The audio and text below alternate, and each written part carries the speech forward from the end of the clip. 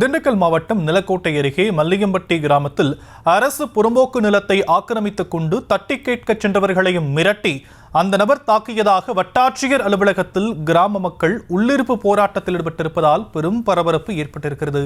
முதலில் இந்த காட்சிகளை பார்க்கலாம்.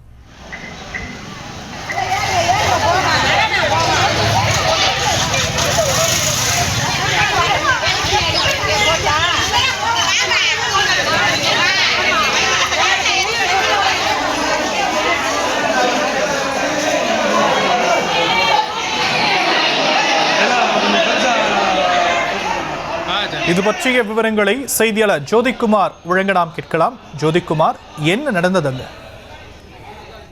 வணக்கம்.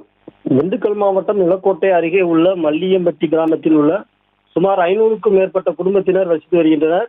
இக்கிராம பொதுமக்களின் காவல் தெய்வமான முத்தாலம்மன் கோவிலுக்கு சொந்தமான சுமார் 15 சென்ட் அளவுள்ள புறம்போக்கு நிலத்தை தனியார் சிலர் ஆக்கிரமித்துள்ளதாக கடந்த 2019ஆம் ஆண்டு பொதுமக்கள் சார்பில் மாவட்ட ஆட்சியரிடம் புகார் மனு அளித்துள்ளனர்.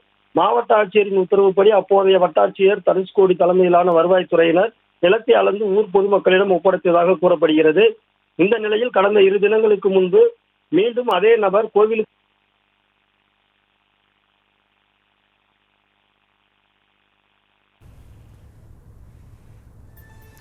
விவரங்களுக்கு நன்றி ஜோதிக்குமார்.